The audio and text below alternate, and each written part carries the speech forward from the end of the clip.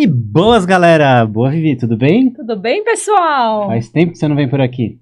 Alguém tem que trabalhar. Que não seja eu. Tudo bem, galera? Em Santos, volta e meia, a gente encontra um pinguim na praia, nos meses de inverno, principalmente. Mas a gente achou um pinguim agora, em fevereiro, pleno fevereiro. Normalmente eu levo os pinguins para o aquário. Quando a gente acha pinguim navegando, a gente recolhe e leva para o aquário municipal de Santos. Dessa vez a gente trouxe ele para O estúdio. para gravar podcast. Foi meio em cima da hora. Na verdade, eu encontrei ele quando a gente foi receber o veleiro Endurance hoje. Chegou de madrugada, a gente foi dar um oi para a tripulação exausta que veio aí de 6 mil milhas de navegação. E aí eu pensei, ele tava dando entrevista pra Globo, porque ele é global, né? Ele é assim com a Leilani Neubert, é um negócio, é incrível, ele é chique. E é o nosso convidado de hoje. E aí eu olhei e falei, putz, eu vou dar um jeito, eu vou convidar ele pra ir pro estúdio. Você é mala, hein? Não, então, eu tô virando um chato. Chato. Vai todo mundo começar a fugir de mim, porque eles vão passando e vem gravar podcast, vem gravar podcast. Aí eu fiquei com vergonha, porque ele é de Lorena, ele mora relativamente, não exatamente aqui no Gonzaga. E aí eu não falei nada. Aí o Marcão Ludovic, lá na borda, falou, você tem que gravar um podcast com esse cara. Aí, né, não teve jeito. Giovanni Dolife, #céu, bronzeado da Antártica. Muito obrigado. Eu sou um mala, eu sei, mas a galera te adora e vai adorar o bate-papo aqui, eu tenho certeza. Bem-vindo. Obrigado, Juca, valeu pelo convite. Prazer estar aqui com vocês, poder falar da meteorologia, que é um assunto que eu mais gosto de falar. E na Antártica, outro lugar fantástico, vai ser uma delícia falar de lá. Você acabou de chegar na Antártica? Eu vim um pouco antes, né? Não chegou com o barco, mas também tem o quê? 10 dias que você tá aqui? 10 dias, 10 dias. Domingo, né? Quer dizer, ainda faltam uns dias para 2 semanas. 10 dias, então, voltei das Malvinas, peguei um avião, por compromisso de trabalho, o chefe não deixou ficar mais tempo, faltava só 10 dias para terminar, não consegui. Mas os outros 70 dias ficou foram 70 dias na expedição. Espetaculares, muita experiência. Antes da gente falar da expedição, como é que foi voltar? Você ainda... Difícil, né? É difícil. Não é fácil não, cara, voltar para a rotina. E a minha rotina é muito diferente do que era na expedição. Meu trabalho é sentado numa mesa na frente do computador o dia inteiro. Analisando dados meteorológicos. Lá de vez em quando eu ficava um bom tempo na frente do computador, dentro do barco, balançando, ficava analisando. Mas você não se pegava assim, vendo umas fotos, como estava a expedição, enquanto porque o pessoal tava navegando, né? Ele não pode falar, ele tem chefe. O chefe pode escutar, né? Mas eu tô ali no computador e às vezes eu me dou conta, eu me pego viajando, literalmente, lembrando, né? E direto vem alguém do trabalho. Giovanni, voltou, e aí, como é que tá? E começa a contar.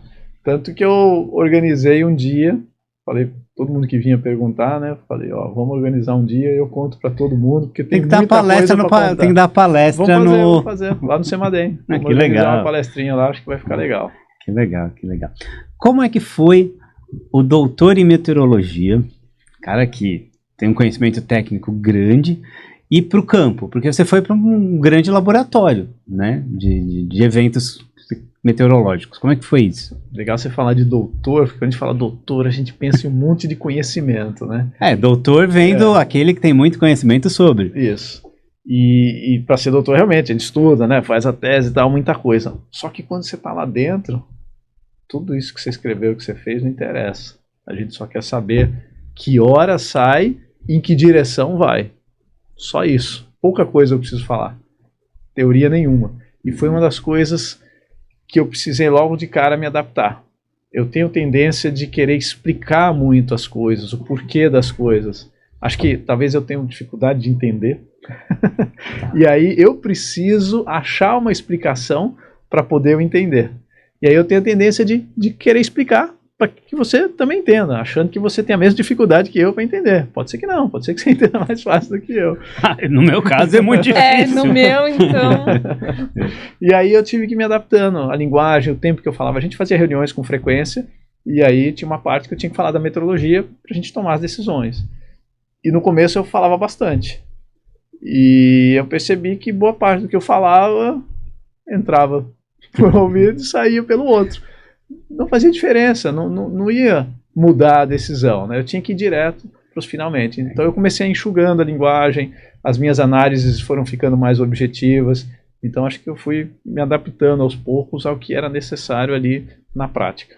Sua responsabilidade na expedição era fazer a meteorologia. Isso. Você acertou bastante? Acertei. Vou dizer que não. Não sei. Não Você sei. tá tão ansioso que você nem apresentou o Giovanni. Mas Tem eu, gente eu que preciso apresentar Giovanni Dolif. Não precisa, né? Mas pode ser que tenha alguém que escute, assim, É que não verdade. seja do mundo da vela, Tem que certeza. tá caindo de paraquedas. O número de ouvintes Número de ouvintes, tá aumentando, tá é. crescendo, pessoas novas estão chegando, podem não conhecer. Bom, aqui eu sou minoria, porque da mesa eu sou o único que nunca foi pra Antártica. Então eu vou apanhar de vocês quieto. Bom. Não, Nunca tem teve certeza. lá, né? É verdade. Então, por favor, então. Não, agora você apresenta, eu só dou a bronca. Muito bem, a gente está aqui com Giovanni Dolif, doutor em meteorologista em meteorologia e velejador, que é o grande diferencial dele. Ele tem um canal no YouTube você não tem, né? Também. Tem, é o também. hashtag Cell também? Também. No Instagram, que é bombadão, é o hashtag Cell.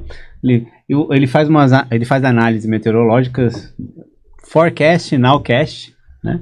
E é legal que eu vejo várias citações, menções ao hashtag Cell. Tá na praia, viu uma foto diferente, marca lá, Isso é hashtag muito legal. Cell. É participativo. o É negócio. colaborativo, é É. bem legal. Pessoal da lancha que sai assim sem ver a meteorologia, acompanhem que ele dá dicas quando o tempo vai virar, quando vai ter algum perrengue, acompanhem. Quando entra aquele O vento Insta. de repente. É, o vento de repente.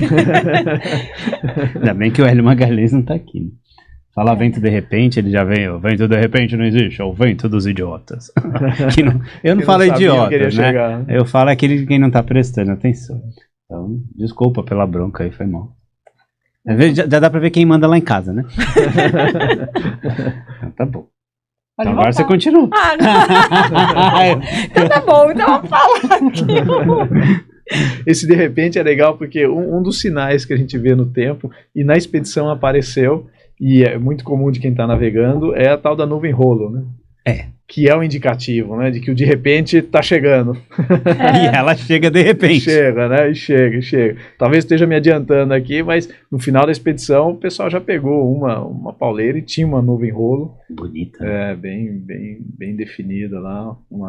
Que, na verdade, não era exatamente a nuvem rolo. Porque na cumulonimbus, na tempestade, vamos já mergulhando no assunto. Não, vambora. Tem a cumulonimbus e aí o ar dela desce, bate no chão e espalha. Esse ar que espalha, ele é mais denso, ser mais frio, vai levantar o ar que está na frente. Esse ar que levanta, ele resfria, ele tem mais umidade e condensa. Então ele vai formando uma camada assim de nuvem na ponta da base da cumulonimbus, que quando está conectada é a chamada nuvem prateleira. Tem a semelhança. Tá. Às vezes o pessoal fala, parece um disco voador chegando assim, né? Ela está conectada. Quando ela está mais adiante, desconectada, aí ela tem esse formato mais de rolo e é chamada E de dá nuvem aquele rolo. giro. Exatamente. Então são formados processos semelhantes. Mas se está conectada é a nuvem prateleira e se está mais afastada adiante é a nuvem rolo. Mas as duas é sinal de vento forte. O de repente está Ou chegando. de repente está chegando. É. De repente. Lá vem um o novo vento. vento. Lá vem o vento. E como que era a sua rotina da meteorologia? Você já acordava e já fazia? É legal porque quando eu fiz muito apoio remoto. Então, aí se eu ser chato aqui e fazer a pergunta completa. Porque você já prestou e vai prestar muito mais assessoria para velejadores, mas você fica na sua casa, no seu trabalho, enfim, ou no seu, não tá lá no mar. Dessa vez você estava fazendo esse mesmo serviço vendo o que o seu cliente vê, né? Exato. E aí, como foi? E esse cliente, na verdade, eram outros 8 tripulantes. Porque quando eu estou remoto, tem combinado um horário de eu mandar um boletim. Às vezes tem uma troca de ideia, tal, além daquele horário, mas geralmente é com uma pessoa só. Lá dentro, um vem e pergunta, outro vem e pergunta, outro vem e quer saber. Né? Então a gente tem essa interação com várias pessoas. E cada um tem um olhar diferente para o que está acontecendo. Tem uma hierarquia, tem o capitão, né, que é quem vai tomar a decisão final, mas eu precisava estar pronto o tempo todo para responder a perguntas e dúvidas de vários tripulantes. Então era uma demanda muito maior, né, uma dedicação muito maior do que se eu tivesse remoto. Mas ao mesmo tempo era muito melhor isso, porque assim eu sentia melhor a leitura que as pessoas estavam tendo do que estava acontecendo, e eu conseguia elaborar as palavras e os conceitos para tentar mostrar para ela como funciona aquilo que ela estava vendo e qual seria a melhor escolha para a gente fazer diante daquilo que eles estavam enxergando. Quando eu estou remoto, eu não sei o que as pessoas estão pensando lá dentro. Então, nem sempre o texto, a linguagem que eu uso é a mais adequada para aquele momento da tripulação. E vários fatores influenciam nisso. Quando é para partir, depende de quantos dias as pessoas estão esperando, quão ansiosas elas estão para partir. Isso pode mudar muito a tomada de decisões. A meteorologia é uma das variáveis, né? Não é importante, mas não é a única. Então, esse tipo de coisa faz diferença. Se você está no início da expedição, se você já está no final da expedição, né, e quer chegar em casa mais rápido. Então, a meteorologia, eu conseguia ir adaptando e ajustando a informação que eu passava de acordo com esses diferentes momentos que a gente viveu dentro da expedição. Que legal, né? Agora eu que vou te dar bronca. Você está viajando durante o nosso trabalho.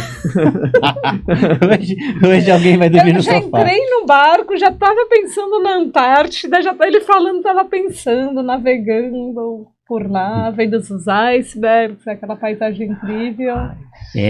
Uma coisa que foi diferente, até hoje de manhã a gente estava conversando lá na proa do Endurance, com o Marcão, você, o pessoal da Cusco, é que numa expedição como essa, o barco chegou de madrugada, hoje, de madrugada. E aí agora ia revelar foto, 4 meses esperando as melhores fotos. Aí depois de um tempão ia ter talvez um livro, um documentário, uma palestra. E a gente, na travessia de vocês, a gente acompanhou, era a nossa série do Netflix, porque todo dia a gente via e era ao vivo praticamente, porque acabou de acontecer, vocês postavam por conta da Starlink. Mas a minha pergunta tem a ver com meteorologia. Você acha que no tempo pré-histórico, que eu cheguei a fazer travessia, mais ou menos que ainda já tinha o satelital, que já era uma grande coisa, mas você como meteorologista, se você não tivesse o acesso à internet banda larga como vocês tinham, você acha que seu trabalho teria sido mais fácil, mais difícil, igual? Muito mais difícil. Fez uma diferença enorme. Meteorologia é aquela complexidade toda, dinâmica, o tempo todo está mudando, a gente tem várias atualizações da previsão por dia, tem as imagens de satélite que chegam a cada 10 minutos, tem os dados de navios, de aeroportos, tem os dados de radar, tem raios, tem uma infinidade de informações que ajudam a compor o que está acontecendo, a entender melhor o cenário. O Indy, ele não sabe sozinho umas coisas? Ele não pergunta pro Google? Só o Indy, né? Sua função não era só abrir o Indy e ver, olha, gente, vai acontecer. Brincadeira. Em alguns momentos foi. Em alguns momentos foi, porque o Indy é uma ferramenta excelente, excelente, e ajuda pra caramba mesmo. O Indy tem aquele recurso de você clicar ali na localização, ele mostra onde você está, você marcando aquele ponto, você traça o seu objetivo, e ele te mostra, você põe a velocidade média que você pretende percorrer aquela distância, e ele te mostra uma tabelinha aqui embaixo com a previsão meteorológica. Então isso, dependendo do que você quer, aquilo já ajuda pra caramba. E a gente fazia isso várias vezes por dia. Né? Os que não sabiam, a gente foi ensinando e todo mundo estava ali acompanhando. Isso já ajuda pra caramba. Você está numa travessia, onde você já tem mais ou menos o cenário, você já partiu, você tem onde você quer chegar, e você vai só atualizando ali. Né? Agora, quando você quer, antes de partir, escolher o melhor dia, e você pode ter outras ferramentas. Aí eu usava algumas ferramentas um pouco mais elaboradas. Uma em particular, que é o QTVLM, onde eu conseguia juntar a previsão de vento, previsão de ondas e previsão de correntes. E todas elas influenciavam na escolha do melhor caminho, né? Olhando o caminho que ia te levar a chegar mais cedo no objetivo. Né? Então ali eu fazia rodar com a polar do barco. Polar que... Tava boa? Então, a gente foi ajustando com o tempo. Porque cada embarcação... E esse foi um outro grande aprendizado. Cada conjunto, embarcação, tripulação, é um universo único. O que funciona para um pode não funcionar para o outro. Então a gente foi percebendo, e até junto com outros tripulantes que me ajudaram a construir essa polar. Né? Então, nosso perfil é andar assim, quando o vento está assim a gente usa motor. Então na polar eu colocava a velocidade não de velejo, a velocidade real que a gente ia adotar, que ia desempenhar, né? E com isso a gente era bem mais realista. E ainda tinha diferentes modos, porque você, com rotação mais baixa, a gente tentava seguir a maior parte do tempo, mas em algumas situações a gente andava com rotação mais alta, para chegar mais rápido e tal, né? Então eu ia ajustando ali nos roteamentos, nas simulações, diferentes rotações, para ver qual que traria o melhor resultado para a gente. Né? Então usei esses recursos também. E uma coisa que eu gosto de fazer é não fazer apenas uma simulação. A gente sabe que as previsões mudam, né, de uma hora para outra. Então você tem 4 por dia, então eu buscava fazer pelo menos 2 por dia, e durante 3 dias pelo menos, quando eu estava olhando uma determinada janela, por exemplo, o Drake. Então eu não ia emitir uma opinião, uma sugestão, antes que eu acompanhasse durante 3 dias diferentes rodadas do modelo. E aí como é que eu meço se está confiável ou não? O quanto mudou de um dia para o outro. Vamos dizer que dali uma semana aparecia uma janela boa. Uma semana está muito longe, sei lá, 4 dias. Aí no dia seguinte eu faço a rodada de novo e já aparece um dia diferente. Isso me mostra que a incerteza está muito grande. Não dá para dizer nada. Aí vou no terceiro dia, aí aparece um desses 2 de novo. Opa, começou a repetir. Posso começar a planejar alguma coisa para aquele dia. A hora que a terceira vez está colocando o mesmo dia como sendo o melhor dia, aí eu entendo que ali já tem uma confiabilidade mais alta, vamos começar a apostar nesse dia aqui. E teve algum momento de acho que dá e o Marcão achar que não deu, ou vice-versa, ou o que você falava era lei? Teve um momento de ele achar... Falando fofoca aqui. Não, vamos fazer uma brincadeira. Vamos colocar em pratos limpos aqui. Não põe microfone que a gente fala. Então, teve um dia que ele chegou, foi para voltar das Malvinas para o Brasil. Ele chegou e perguntou para mim, e aí, Giovanni, como é que tá? Como é que tá os próximos dias para a gente partir? Ele já tinha na cabeça dele o que ele queria, já estava planejado, ele queria me ouvir. Eu falei, Marcão, não tá legal, tá ruim, eu tô fazendo as simulações aí, não vai demorar, vai ter que esperar. Ele falou, como assim? Sério? Né? Achou até que eu estivesse brincando. Eu falei, é sério. Ele falou, como assim? Eu tô vendo amanhã uma janela legal pra gente sair. Eu falei, como assim, Marcão? Aonde? Bom, vamos ver. Mais tarde a gente toma um vinho aqui, vamos ver se eu encontro essa janela que você tá vendo aí. E aí eu comecei a olhar previsões que não eram aquelas que eu estava olhando. E que previsões eram essas? As previsões que eu achava que ele estava olhando. Porque eu fazendo as simulações no QTVLM, dias antes, olhando a travessia das Malvinas até o Uruguai, que era uma travessia de uma semana, eu tinha que olhar para um horizonte de mais de 10 dias. E o modelo que aparece no INDE, quando você abre, é o modelo europeu, só tem até 10 dias. Então, se eu queria simular além de 10 dias, eu tinha que usar o modelo americano. Então eu estava usando o modelo americano. E o modelo americano mostrava condições de mar muito grande na travessia naqueles próximos dias. Aí eu me dei conta e falei, eu acho que ele deve estar olhando o modelo europeu, que é o primeiro que aparece ali no INDE. Vou dar uma olhada como é que ele está.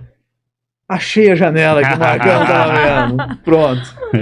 E aí falei, bom, se o Marcão está vendo aí, o pessoal está querendo ir, tá a janela aí, vamos torcer que o europeu acerte. Porque é previsão. E acertou? Não, foi uma pauleira. Foi essa foi final. Uma pauleira. Né? Chegou a um ponto que eles acharam que o barco ia capotar. Então foi uma lição importante. A gente não ficar só com o primeiro modelo de previsão de tempo que você olha. Principalmente quando o prazo é mais alongado. Acima de 3 dias, já vale a pena começar a comparar. Aqui você conseguiu fazer um laboratório prático muito bom. Quantos dias que é confiável? 3? Varia bastante, Ju. Algumas situações, uma semana você consegue planejar legal. Por exemplo, essa daí, das Malvinas, eu estava olhando com 10 dias de antecedência. E já mostrava esse porradão. No modelo americano, o europeu não. Aí no dia que eles foram sair de manhã cedo, eu olhei, o europeu já tinha subido um pouco as ondas. Mas assim, estava um pouco acima daquilo que a gente achava que seria o ideal. Só que aí... essa porrada era no 4º dia de navegação. Aí no primeiro dia subiu um pouco, no segundo dia subiu mais, no terceiro subiu mais, e veio aquela porrada que eles pegaram lá. Uma pergunta, quando você abre o Wind, por exemplo, você consegue ir lá, tem vários modelos. Sim. Você consegue comparar os modelos. Sim. Quando cada modelo fala uma coisa, o que você isso escolhe significa? O melhor pra você. O que mais te convém, você quer, claro. O que significa? Foi o que a gente fez, aquela Marcão queria esse dia, então vamos com esse modelo. Para meros mortais que não têm o conhecimento, o que a gente faz? Confia, escolhe um, que nem o Juca, espera que talvez seja o melhor ou tô no meio do mar? O que eu faço? A minha experiência mostra que na maior parte das vezes a solução real acontece entre um e outro, o meio termo. Tá. Principalmente com Soma dias divide pra frente. por 2. Mais ou menos. Então, Tá. se um tá de bochecha, o outro tá de alheta, vai ser mais para um través. Tá. Mais ou menos assim. Tá? Então, A velocidade também. eles tendem a se aproximar com o tempo. Tá. Nesse caso, foi mais pro lado do americano. Né? Então, às vezes acontece, o modelo tá bem Mas os mais... modelos estavam todos diferentes. É que não dava, né, para saber, porque era uma previsão a prazo longo, muito longo, longo, então, né? tinha o europeu e o é. americano, né? Eles estavam bem diferentes. Tá. Isso dá a ideia de uma incerteza grande. Então, se você puder esperar aquilo que eu falei, 3 dias seguidos, dando o mesmo resultado, o mesmo modelo. Se o mesmo modelo dá 3 dias o mesmo resultado, provavelmente o outro também já está bem próximo. Tá. Né? Porque é uma convergência que a gente chama. Tem um exemplo, se eu pegar essa mesa, inclinar ela um pouco e colocar umas pilhas aqui, se elas estiverem exatamente paralelas, eu soltar, elas vão rolar e vão seguir paralelas. Se tiver uma pequena diferença de uma para outra, com o tempo a diferença vai aumentar muito. Né? Uma vai cruzar a outra, vão trombar ou vão para um lado muito diferente. Então, as previsões de tempo são assim. Elas no começo, as diferenças são pequenas, mas à medida que vai passando os dias de previsão, elas vão se afastando. Tá? Porque pequenos erros ali no começo vão se propagando. Tá? E os modelos não iniciam exatamente iguais. A diferença é pequena e se propaga. Então, quando no futuro as coisas começam a convergir, quer dizer que ele está com pouco erro aqui no começo. Então, você pode confiar mais naquela previsão lá na frente. Então, é uma excelente medida de confiabilidade da previsão, é comparar os modelos. Agora, você faz isso na escala macro.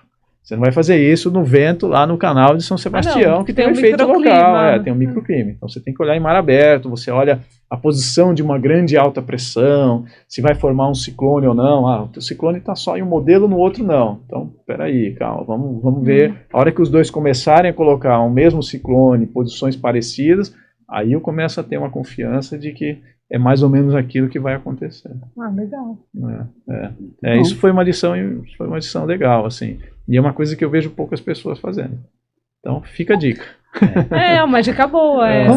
Quando a gente vai sair e acontece isso, aí quando sempre que dá, eu brinco assim, a gente escolhe o melhor, né? Mas aí a gente não sai. Mas quando tem opção, né? Porque é muito esquisito. Aí... Quando nem os caras sabem, nem os modelos, os algoritmos sabem o que está acontecendo, né? Geralmente entra o vento forte.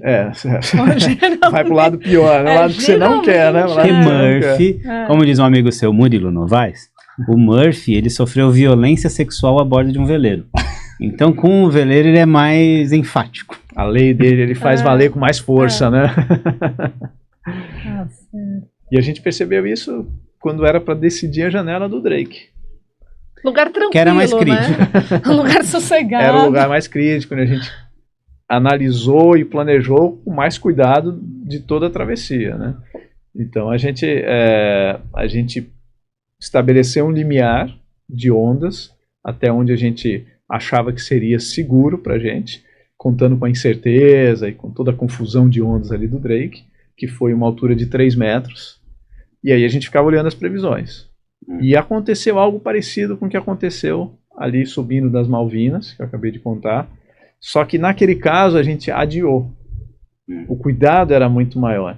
Então quando as previsões começaram a mostrar o mar crescendo, a gente, vamos pular essa aqui, vamos para a próxima. Aí esperamos 3 dias. É legal porque o pessoal fala, o Cabo Horns é perigoso, mas não é. É o Drake que é o complicado, né? Porque para ter uma tempestade lá, eu passei no Drake com tempestade. Sério? Estava no navio e as ondas, eu lembro direitinho, batiam na janela do cassino. Era o Eugênio Costa. Você estima que altura, mais ou menos? Pensa um navio de cruzeiro, quanto dá? Era grande. Era alto. Eu não queria estar lá, não. Minha mãe conta que quando o navio passava, eu não lembro disso, mas passava, subia as ondas, depois a hora que descia, ela falava, parecia que ia partir ao meio, porque fazia aquele barulho. Pois é, eu acho que o limiar dele de ondas era um pouco maior do que os 3 metros que a gente usou. Eu acredito que sim. Mas no grosso, porque 3 metros no Drake não é nada. Super tranquilo. Mas, assim, ventando? Mas a gente percebeu que é um mar muito diferente de outros lugares. Tem até a Porque lenda que tem o degrau lá. Tem esse degrau, né? Mas assim, a gente não teve muito problema com ele. Mas teve também umas técnicas que a gente usou ali para minimizar. Mas na ida, o que a gente percebeu, um mar de 3 metros, mas um mar de... Quando você olha no modelo, a previsão do mar de ondas e vê a altura, ele está mostrando a altura não só de um sistema de ondas, mas a combinação de vários sistemas de ondas. Que, por exemplo, aqui no litoral de São Paulo, não são muitos sistemas de ondas, né? Você tem uma frente fria cada uma semana, então você tinha o Nordeste antes, tinha uma ondulação, aí vem o Sudoeste, mistura um pouquinho 2 sistemas de ondas, né? No começo fica meio desencontrado. Não muito mais do que 2 sistemas, 3 talvez, não muito mais do que isso. Agora no Drake não, como passa muitas tempestades, com direção de vento diferente, velocidade diferente, você tem vários sistemas ali. Então você tinha um mar de 3 metros, mas a onda não via sempre batendo do mesmo lado. Era desencontrado. Era desencontrado. Então você estava com a ondulação aqui e de repente batia uma onda num lugar que você... Onde saiu essa onda assim? 3 metros a gente já teve essa conversa no Olha a Onda, mas 3 metros é o médio, né? Vai ter maior. Ele é o tercio superior das alturas, a média do tercio superior. Então você pega todas as alturas, divide em 3 as alturas das ondas, né? Porque você está no mar, você olha, você vê, tem umas maiores, umas menores. Então você pega todas as alturas, divide em 3 caixinhas. A caixinha das menores alturas, a caixinha das alturas médias e a caixinha das alturas mais altas. Pega essa caixinha das alturas mais altas, a média dela. Esse é o valor de onda que está na previsão. Ou seja, não é a média e não é a máxima. Então você vai ter, a cada mais ou menos, a estimativa é 1 a 10, você vai ter de 20 a 30% mais alta, então 3 metros, né? Então 3,5 mais ou menos, 1 a cada 10. 1 a cada 100, você vai ter uns 60 a 70% mais alta, então nesse caso de 3 metros, quase 2 metros a mais, ou seja, 5 metros, né? E 1 a cada 100, pensando num período de 10 segundos, 100 vezes 10 são 1000 segundos, vai dar, sei lá, 15, 20 minutos, né, de tempo. Então a cada 15, 20 minutos você vai ter uma onda que não é de 3, é de 5 metros, né? E a cada algumas horas você pode ter uma de dobro tamanho, 6 que é a malvada. É a malvada, é a marvada. Essa daí ela é cruel e não falha esse negócio. É uma estatística, né, uma média e tal, mas você percebe que isso acontece, com uma certa frequência você vai ter uma bem maior batendo. No Indiguru tem a parte lá técnica, ele explica isso. Explica isso, legal. Mas quem navega percebe. Né? E outra dica também, já que a gente está falando em ondas, você, no próprio Ind, ele te mostra uma divisão de diferentes sistemas de ondas. Então você tem o Swell 1, Swell 2 e ondas de vento. Esse Swell 2 é a pior coisa que existe, né?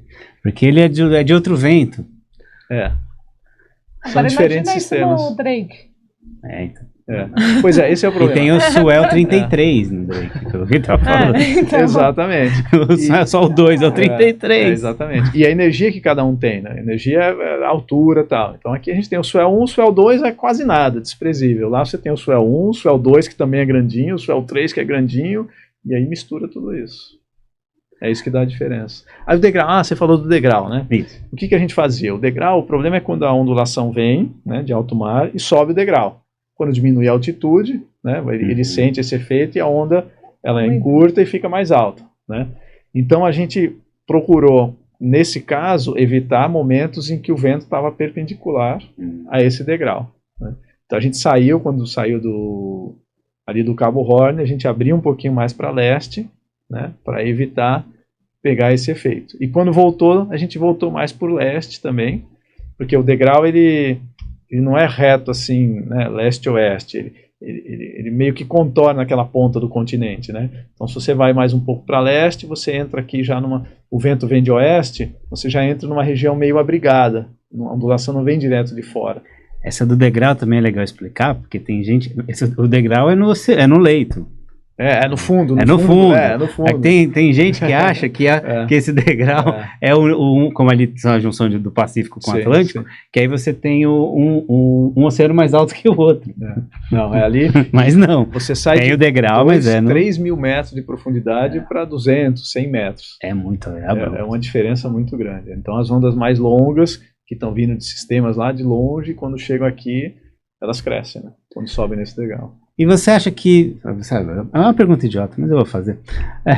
Você acha que agora com essa experiência, que nos seus próximos trabalhos de assessoria meteorológica, que você está com um olhar diferente? Totalmente. Porque eu falei que era idiota. Mas eu vou te dizer assim, o que, né? E já adiantei um pouco a questão das variáveis ali, né? Tem muitas outras coisas envolvidas ali, e não só coisas que você de longe, de fora, entende que são óbvias e importantes, mas detalhes pequenos. Às vezes alguém na embarcação que não está passando bem, isso pode influenciar a decisão do capitão, de querer chegar mais rápido, né? Ou de querer encarar e usar uma estratégia diferente para encarar uma certa situação, porque alguém não está bem no barco. Ou o oposto, tá todo muito animado, todo mundo empolgado, não, vamos encarar, né? E muda esse limiar, por exemplo, que era 3 metros, não, tá todo mundo bem, a tripulação tal, a gente já viu que 3 metros é tranquilo, vamos encarar 4 metros. Teve algum momento que vocês tiveram que mudar, por exemplo, porque alguém não estava bem a bordo, ou não? Lá para baixo, não, acho que enjoaram muito? Não. Eu no primeiro dia vomitei. No primeiro dia. Saindo daqui de Santos, ainda vendo Santos lá fora, chamei o Gão. Emoção da a partida. pessoa cruza o Drake bem. Sai daqui vomitando. E passei mal já no começo. E aí tomei o Stugeron. Era um remédio que o médico lá a bordo levou pra gente e funcionou muito bem pra mim. Já logo depois que eu coloquei pra fora, e isso foi uma coisa também que eu acho que faz muito bem, não ficar insistindo em ficar segurando. Se tá sentindo mal, vontade de vomitar, já põe logo pra fora. Você já se sente melhor e começa a tomar o remédio. O Stugeron funcionou muito bem. Aí tomei mais 2 dias, fui diminuindo a dose e depois parei de tomar. E vi que o corpo aí acostumou e funcionou sozinho. Agora, difícil que eu vou pedir. Mas vamos mudar um pouco. Deixa o meteorologista aqui do lado. Agora vamos falar com o Giovanni, não com o doutor Giovanni. Vamos falar com o Giovanni. Vamos lá. Você entra nesse barco, foi começo de dezembro, final de novembro? 25 de novembro. 25 de novembro. Sua filha chorando lá no pier. Ela sentiu. E aí você entrou para essa que até agora eu imagino que tenha sido a maior. Sim, de longe. Travessia. Não vou chamar de aventura porque o Marcão vai brigar comigo, mas a aventura não é no sentido pejorativo, mas é a aventura da sua vida. Sim. Você entrou num barco e você foi até a Antártida e você voltou. Vamos começar pela luz. Porque conforme você vai subindo em latitude, vai mudando as coisas. Sim. O céu muda, o cheiro muda. Sim. Como foi isso? Se é que foi, né? Foi, a gente sabe disso, imagina que isso vai acontecer, mas quando você sente, parece que é mais forte aquilo, né? A luz, o entardecer mais tarde, o anoitecer mais tarde, você estava falando da minha filha, né? Um dia, 8 horas da noite, eu estava em Rio Grande ainda, aqui no Brasil, e já dá uma diferença grande. Falando com ela uma hora parou assim, olhou e falou: Tá de dia aí? Que horas que é aí? Falei, 8 horas da noite. Mas tá de dia? Eu falei, tá, é diferente, vai aumentando, com o tempo vai aumentar isso, né? E em Rio Grande, então, a gente já sentiu uma diferença nessa luminosidade, na temperatura da água do mar, que influencia muito na temperatura interna da embarcação. Porque o barco, boa parte dele ali onde a gente fica, tá dentro da água. Então já começou a esfriar. Quando a gente passou ali o primeiro ciclone entre Rio Grande e Uruguai ali, né, aí o ambiente mudou também. A gente percebia mais nuvens altas, aquelas nuvens cirros, né, por ventos mais fortes em altitude, as coisas passando mais rápido, acontecendo mais rápido, água bem mais fria, até a cor da água mudou, a cor da água ficou diferente. E nesse trecho o continente estava meio distante e você não tinha muitas montanhas, então a visão de terra era ruim, parecia meio um desertão assim, né? E foi assim até a península de Valdez. E aí depois, quando a gente passou e chegou lá na Ilha dos Estados, a gente viu neve na montanha pela primeira vez. Teve montanha, né? Até então era tudo plano, tudo liso. Aparecendo. Porque vocês navegavam com visual de terra a maior parte do tempo. A maior parte do tempo. Que o Marcão gosta. Marcão gosta e um motivo que faz sentido, assim, ele dizia que ali a gente, além de ver e conhecer, né, a geografia do lugar, você tem mais chance de encontrar animais dali também, mais perto de terra, E se tiver algum problema, também é mais fácil Sim, encostar, total sentido. buscar ajuda, né? Então Total a gente fez sentido. isso, adotou essa estratégia. E então a temperatura foi uma coisa que a gente sente bastante. Isso mexe até com a quantidade de comida que a gente ingere, né? É que ele deu prejuízo na despensa. Cara, como dava fome. Cada vez que a gente Ao saía frio, lá, né? o Frio dá começa a fome, esfriar, né? você nem percebe, você começa a sentir mais fome. A hora que você sente frio, dá mais fome de novo. É que você gasta mais energia, né? Daí pra manter o corpo aquecido, você Então, precisa a gente comer. sabe disso. Mas é interessante você perceber Vivenciar. e que é meio inconsciente. Você sente fome. Não é que, não, vou comer mais porque eu vou sentir frio. Não, você sente o seu corpo te pedindo E para você comer. chegou a mudar a alimentação, por exemplo, que dizem que você comeu uma coisa mais gordurosa, mais pesada. Sentia vontade acabou... de mais chocolate, por exemplo, coisa doce, assim, gordurosa, sentia vontade. Sentia mesmo, né? Então isso foi mudando. Outra percepção que eu tive, assim, com relação ao gelo, né? A gente viu esse gelo ali na Ilha dos Estados, que já era ali, Terra do Fogo, bem lá embaixo, uma certa altitude. E quando você chega na Antártica, a altura desse gelo está no nível do mar, né? E a gente sabe que nos Andes, aqui em latitudes tropicais, tem neve também, mas a 5, 6 mil metros de altitude. Então você vê que a altura do gelo, à medida que você vai andando, vai descendo, né? Vai descendo. Depois a gente subiu pelos canais e foi vendo isso, né? A gente subiu até Punta Arenas. Então a gente via que ali, perto de Ushuaia, o gelo chegava na água e, à medida que você ia subindo, o gelo na montanha estava cada vez mais alto. Chegaram a ver alguma avalanche nas geleiras? Quando a gente estava no Senopil, que é um desses fiordes que tem ali logo depois de Ushuaia, né? Que tinha uma geleira, e a gente estava andando por ali, caiu um pedação, fez uma onda, a gente até correu um pouco assim, se afastou da beira da água. Você bonito, não sabe o né, tamanho de que ver. vai vir a onda, né? E é gelado. Então teve um legal. E de vez em quando a gente escutava barulho de trovão. Só que sabia que não era trovão, era algum pedaço de gelo que tinha caído lá. E é engraçado porque é bem parecido com trovão mesmo, bem parecido. Vocês saem de Santos, vão até Rio Grande, é isso? Isso. Entraram em Rio Grande, comeram churrasco lá. Opa. Aquele Rio Grande Yacht Club. O Yacht Club estava fechado, tá fechado. porque o nível da lagoa estava muito alto, então estava fechado. A gente parou no CCMar, Centro de Convivência, Jovens do Mar, ali e tal, de contrabordo com o barco escola deles. Que legal. Aí do Rio Grande, vocês saem, aquela entradinha de Rio Grande que demora no Endurance é meio rápido, né? Foi um dos momentos mais, assim, tenso e assim, desafiadores, foi sair daquele canal. Porque estava com a correnteza para fora e tinha vento da frente fria. A gente foi logo depois da frente fria, porque o vento estava de sudeste, ia rondar para nordeste e ia ser a favor da descida, né? Então esse sudeste estava entrando no canal. Com a correnteza contra, né? É a pior condição para formar onda. É vento contra correnteza. Fica uma onda bem em pé, assim, né? E aí o barco batia. E aí veio um dos momentos tensos. A gente começou a perceber que estava entrando água no barco. E quando batia, tinha alguns lugares, olhando assim, o motor ficava ali no meio, né? Então a gente olhava ali na área do motor, vindo da área da quilha, vinham uns jatos assim de água. Impressionante. E aí vamos caçar de onde está vindo isso, né? Bom, tem uma caixa, a bolina, né? Tem uma abertura ali. E essa vedação dessa caixa tinha pequenos orifícios, tinha os parafusos não muito bem fechados, tal, e com a pressão, então até ali tranquilo, mas a hora que começou a bater, a pressão da água começava a jorrar, assim, parecia uma peneira furada, assim, começou a jorrar. Então a gente pegou o tubolite e saiu enfiando tubolite ali. Eu tenho que trazer o pessoal da tubolite aqui, porque já é o terceiro episódio que tubolite salva. A Marina Bidó, Isabel Pimentel, agora... Salvou, cara, salvou. Os carros antigos eram Durepox. Durepox, mas tubolite é vida. Eu não vou pro mar sem tubolite nem a pau. Tem diferença, cara. Salvou nessa hora aí. E aí de Rio Grande vocês saem, vão até... Mar del Plata. Aí foi legal. Foi legal. Pegamos a borda de um ciclone. A gente, quando saiu de Rio Grande, tinha previsão de que teria esse ciclone. A expectativa era que a gente saísse e conseguisse safar esse ciclone. Só que quando a gente estava começando a sair... a gente acabou, por algum motivo, a gente voltou, atrasou um pouco a saída. Atrasou umas 5, 6 horas a saída. E era o tempo, justamente, de sair da rabeira do ciclone.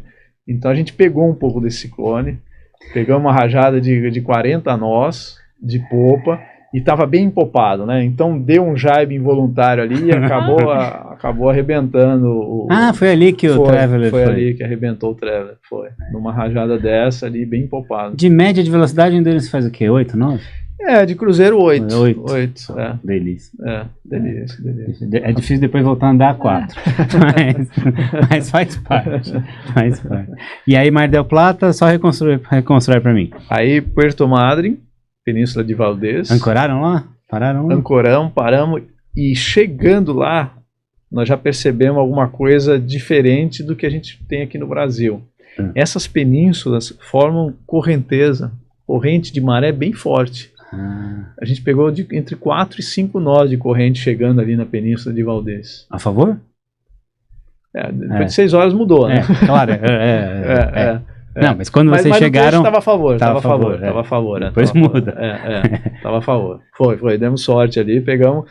Mas aí a gente se deu conta disso, né? Bom, vamos começar a ficar de olho, porque dali para baixo era assim. No Estreito de Magalhães tem corrente forte, lá embaixo. Porque a gente estava bem focado na corrente no Estreito de Lemaire, né? Porque ali venta bastante e quando é contra a corrente, dá essas ondas, né? Que são, né, pior do que aquelas que a gente já pega em Rio Grande. Então a gente planejou muito bem aquele timing. Desde antes da expedição a gente já tinha estudado aquele trecho. Mas a gente não tinha se dado, assim, não tinha se preocupado muito naquele trecho ali, já no meio da Argentina ali, ter essas correntes mais fortes. Então foi uma descoberta. E vocês desceram em Porto Madryn? Descemos e lá, assim, a gente teve um episódio que foi constrangedor, dá pra dizer. Foi. Porque eles tinham um controle excessivo das pessoas que desciam de embarcação e subiam. Como é que era isso? Eles tinham um cão farejador que tinha que farejar todos os pertences da gente toda vez que descia e subia no barco. E esse cão não estava ali o tempo todo. Você ficava 30 minutos, 40 minutos esperando o cachorro. E aí quando ele chegava, né, um dia lá ele chegou, ainda levam ele para dar uma passeada, para fazer um xixi, e a gente ali esperando, já de noite, cansado, né, querendo voltar pro barco. Aí a gente fica em fila, coloca as bolsas. O cachorro é funcionário público, né?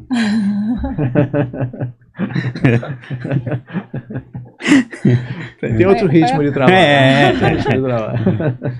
E então aí a gente coloca as coisas no chão, eles passam, vai cheirando, e a gente ali esperando tudo aquilo ali. Então a gente não esperava isso, decepcionou um pouco nesse sentido, a gente achou que era excessivo, em nenhum lugar tinha isso que a gente foi, né?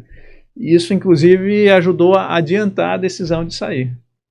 Porque ficou chato. Toda hora. Então tinha previsão de entrar um vento mais forte e a gente só ia sair no domingo. Foi na quinta noite esse episódio. E aí quando chegou na sexta de manhã, que a gente viu a previsão que à tarde ia entrar um vento forte, né, ia ficar meio ruim, ia bater, a gente tinha que esperar 2 dias para sair e dava para sair antes. Então a gente já puxou o carro, fomos embora. E aí já foram para... Aí descemos, passamos lá no Estreito de Lemaire, que a gente tinha esse cuidado, esse timing com a maré. E deu certo. Deu certinho. Passamos com a maré a favor, sem muito vento, e fomos para Ushuaia. Foi o próximo ponto. Essa hora é legal quando deu certo, né? Porque assim, o Estreito eles ficaram meses planejando. Planejando. Então a gente tinha dúvida, inclusive a gente já tinha plano B. Sempre tem que ter, né? Essas coisas tem que ter. Então aí plano B e Tubolite. Tubolite vocês têm que patrocinar a gente vai ter uma conversa.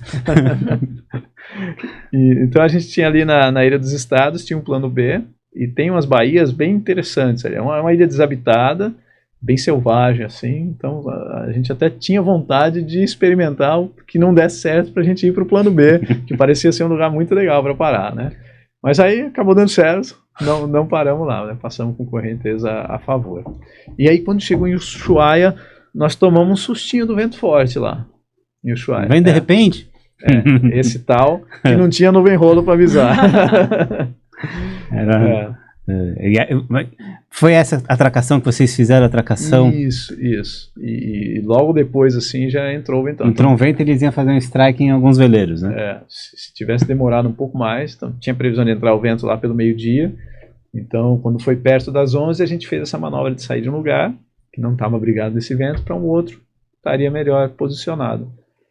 Só que em vez de entrar meio-dia, esse vento adiantou 1 hora. Entrou às 11, quando a gente estava amarrando os cabos ali, atacando, o vento entrou, né? E entrou, mas é rapidinho que nem aqui, né? 40 minutos de vento. Esse teve essa porrada mais forte, mas depois ficou ainda ventando e não é tão rapidinho não, cara. Não é rapidinho não. Depois ali na semana seguinte, ficou uns 5 dias com esse vento. 5 dias. Nossa. 5 dias. Que E aí a gente delícia. percebia que tinha uma dinâmica. Ele ventava bastante durante o dia e à noite diminuía. E aí o que acontecia? Na frente de Ushuaia tem o Cerro Martial lá, né?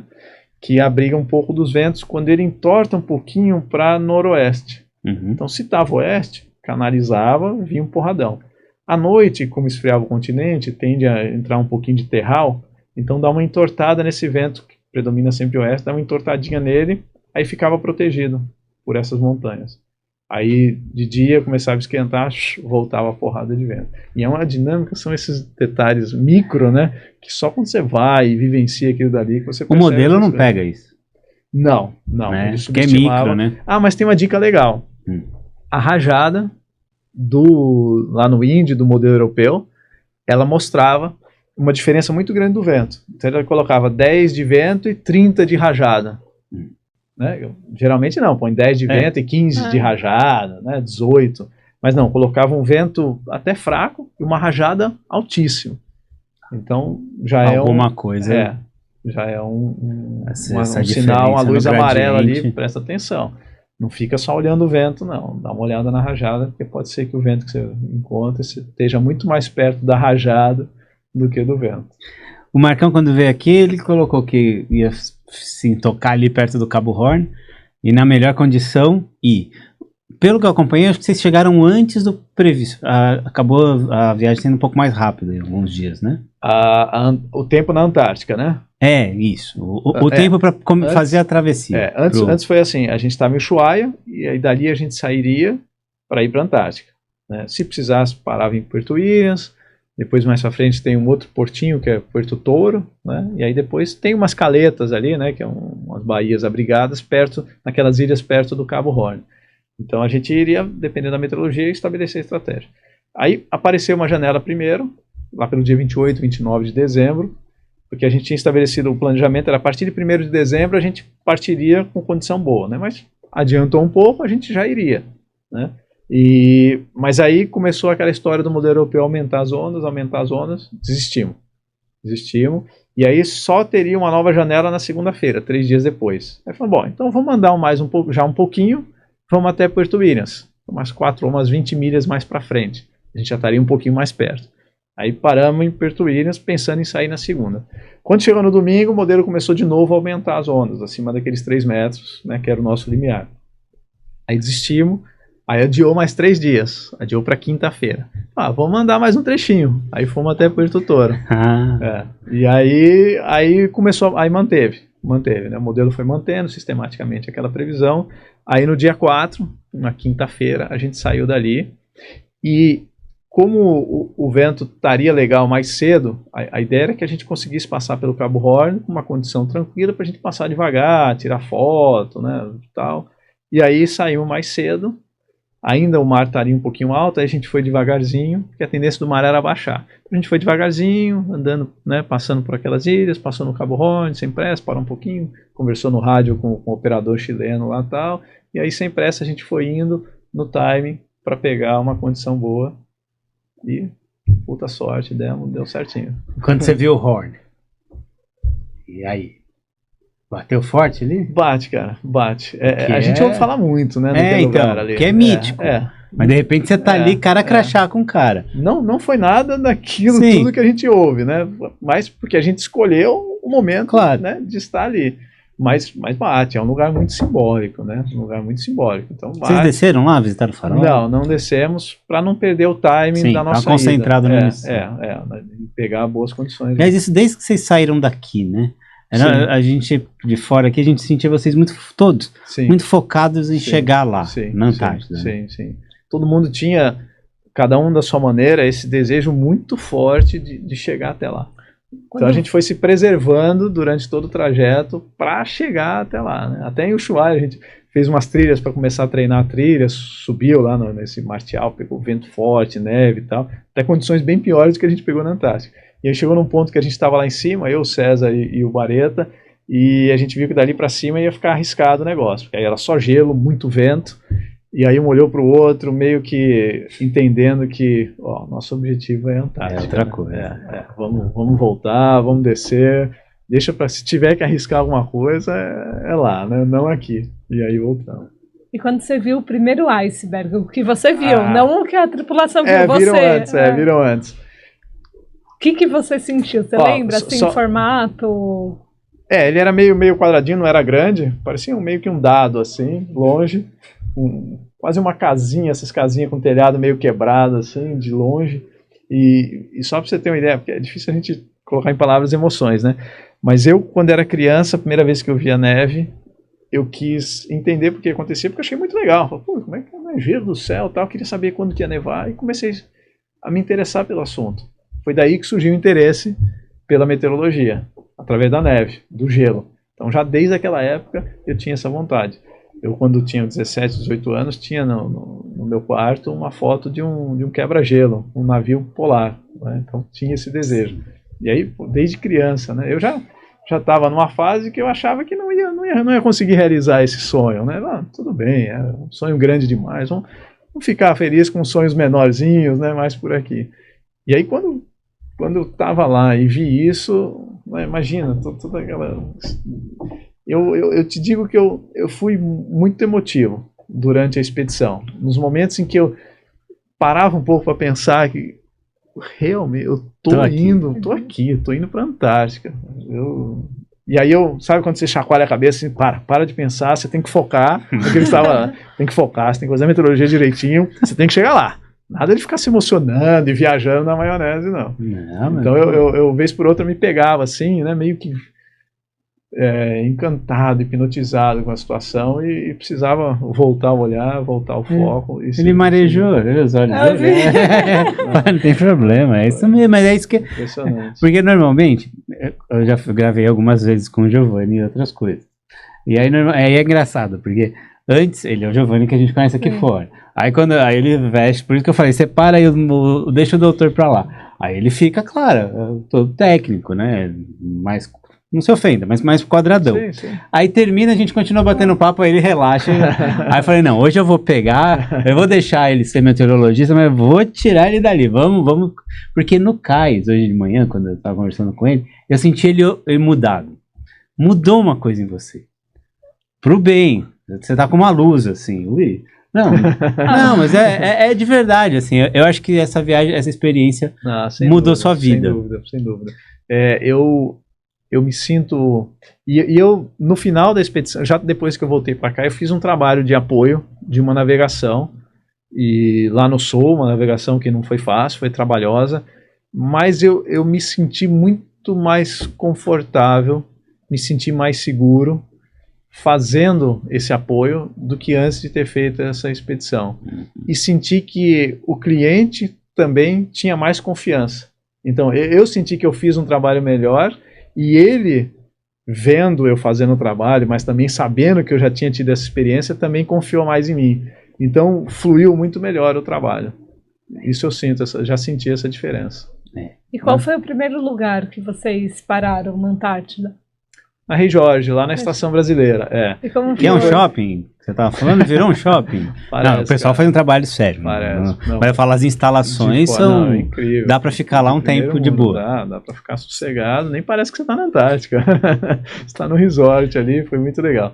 E o pessoal da estação estava acompanhando, né? Com essa história de tecnologia, Instagram, tudo acontecendo. O pessoal ali fica confinado, né? Fica na internet, eles têm as tarefas, né? Não vou passar a impressão que o pessoal não tem o que fazer. Eles têm uma série de atividades, mas também tem bastante tempo livre. E eles ficam acompanhando e estavam acompanhando a nossa expedição.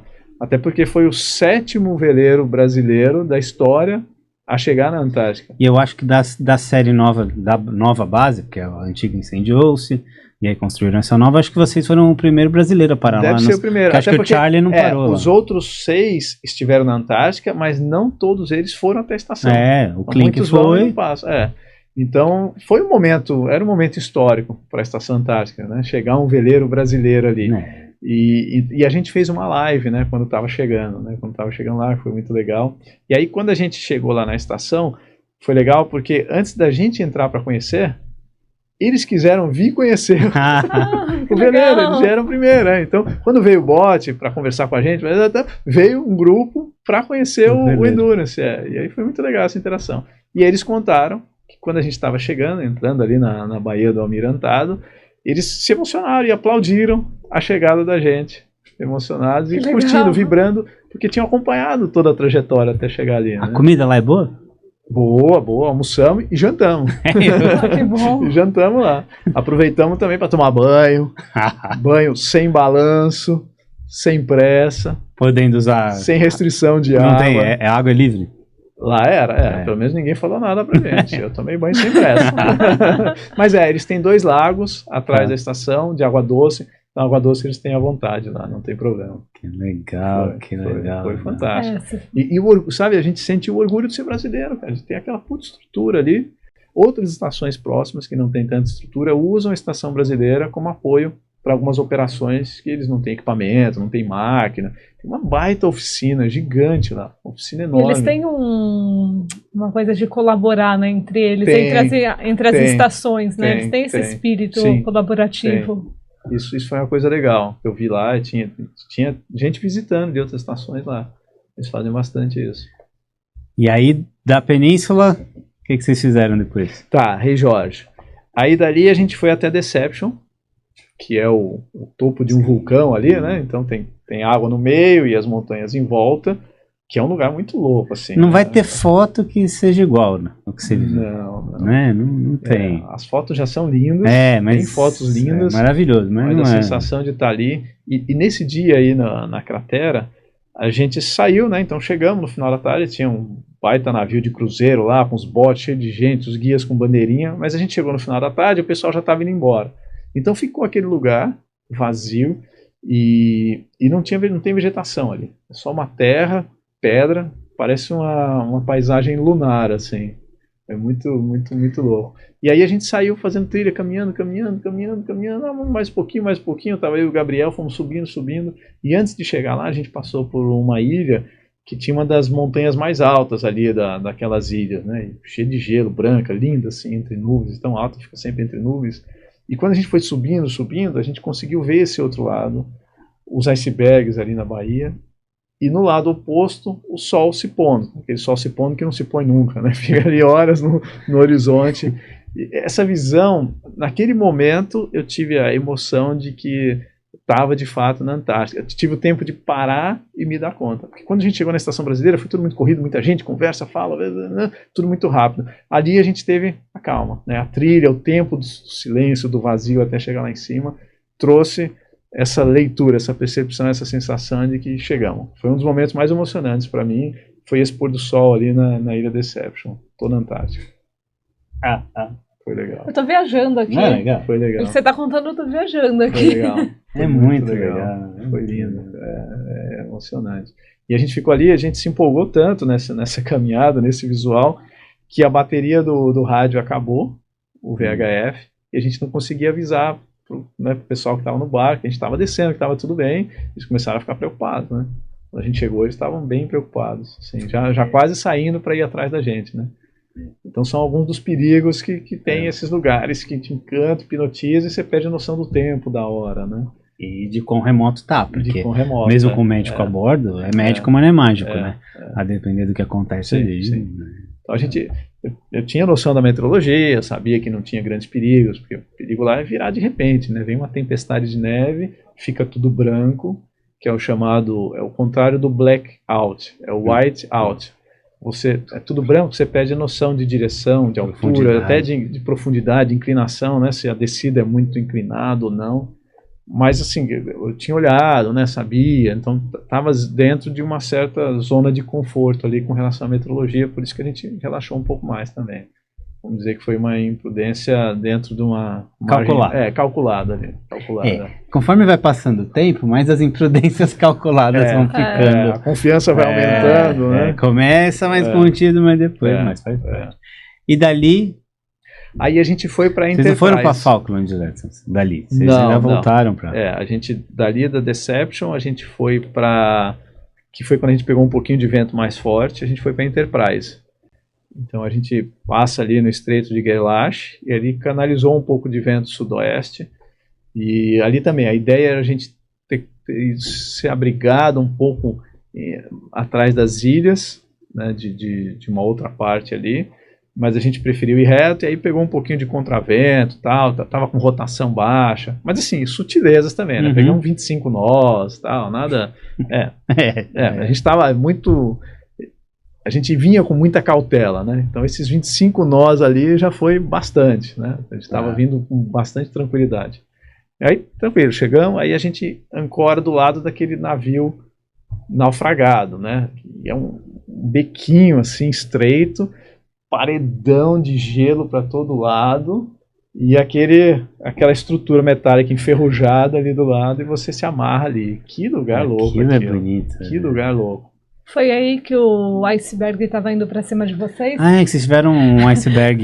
Tivemos, quis participar. A gente estava num momento descontraído, né? Ele quis ir pra festa. E ele quis participar da festa. Não foi nesse trecho, foi em outro. Mas vou aproveitar e vou contar essa aí. Então a gente estava ali no momento, ouvindo música, tal, não sei o quê, alguns pulando, animados, tal. Eu, inclusive, um dos raros momentos. Porque eles estavam bebendo tudo uísque com gelo de 1000 anos da Antártica. Brincadeira. Vinho também, né? Tava animado. A gente estava na Baía Dorian. Que foi onde o Clink invernou. Isso, então é um lugar simbólico, assim, né? Então chegar lá é um momento marcante. Então vamos relaxar. E de repente a gente escuta, né? Porque até chegar ali, a gente já tinha esbarrado, né, no trecho, a gente esbarra devagarzinho num pedacinho de gelo. Os menores a gente chama de growler, né? Não são icebergs, é acima de 5 metros. Então eram os menorzinhos, esbarra daqui, esbarra dali, então era um barulhinho que mais ou menos a gente estava acostumado. E nessa hora vem um barulho um pouco maior. Opa, tem alguém grande querendo fazer parte aqui.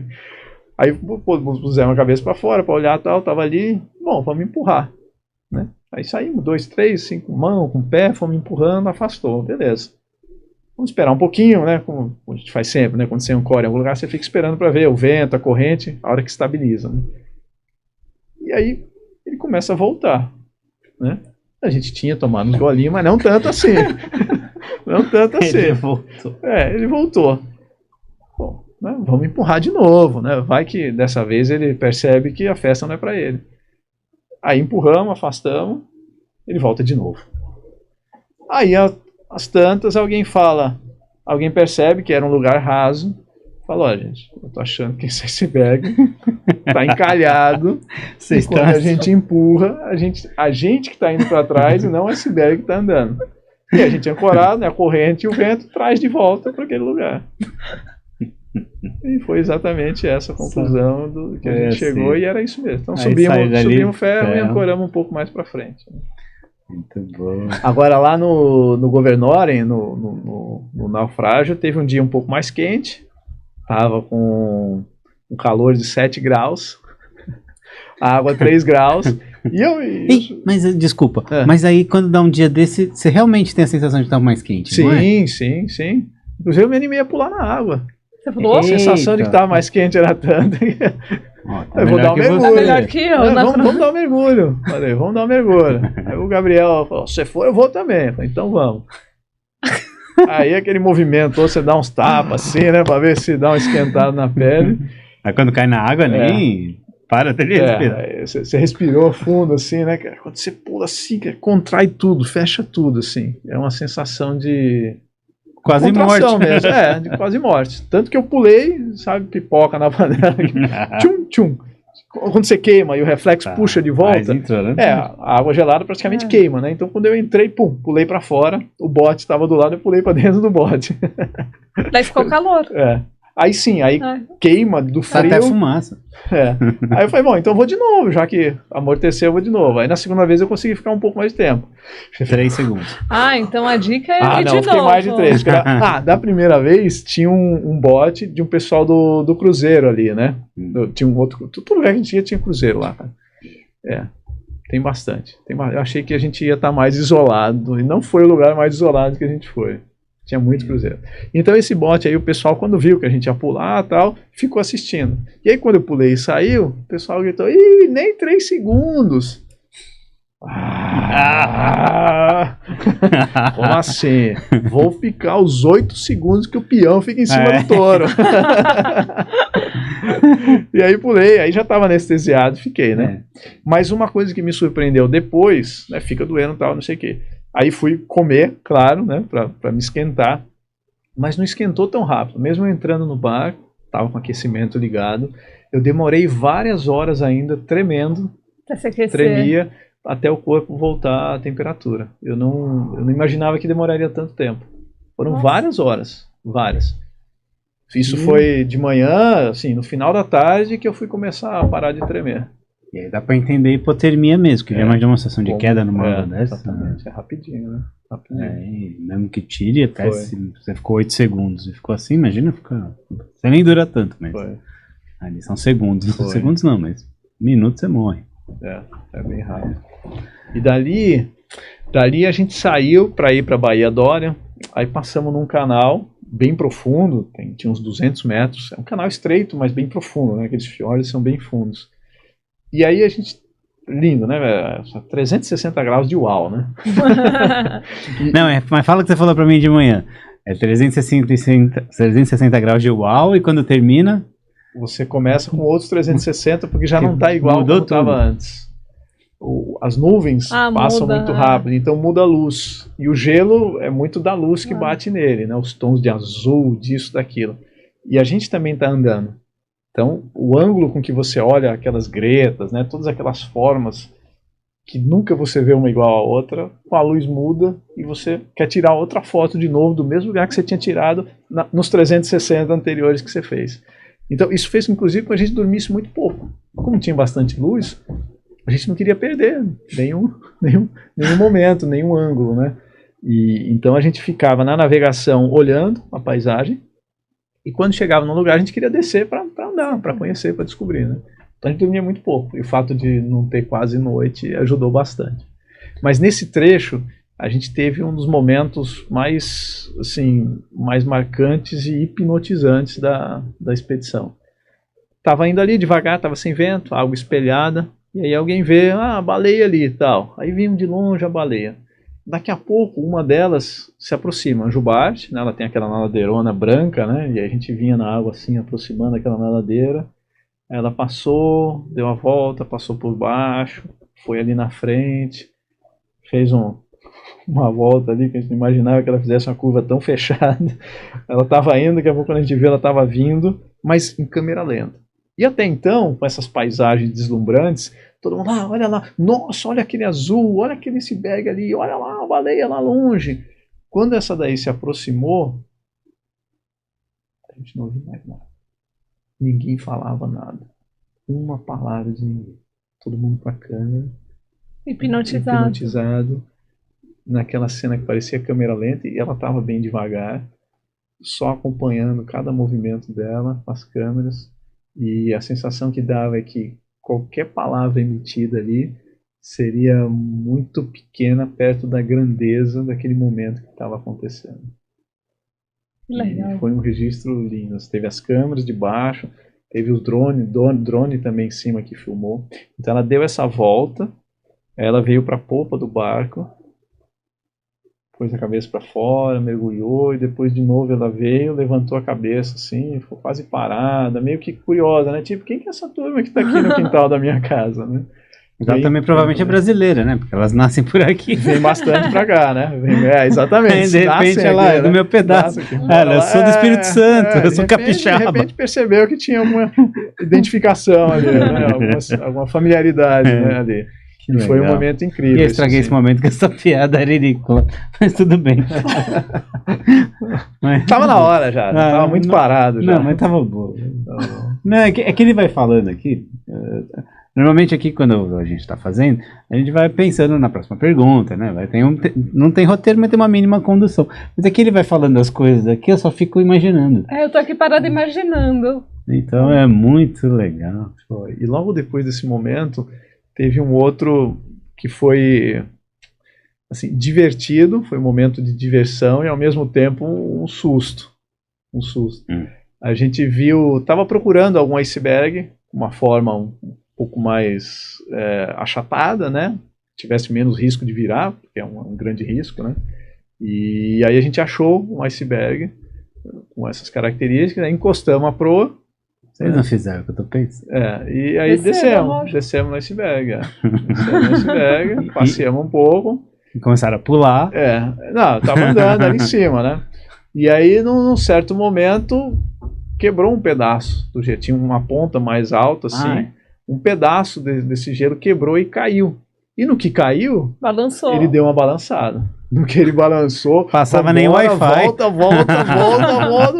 Rapidinho, voltamos e correu todo mundo pro barco. Né? Ficou só no susto. Que bom, né? Que susto. Foi um sustinho que a gente teve, uma brincadeira ali. Vira um pinguim? Vários. E que bichinho... como dizer? Desengonçado, atrapalhado. Em terra, mas na água é um negócio.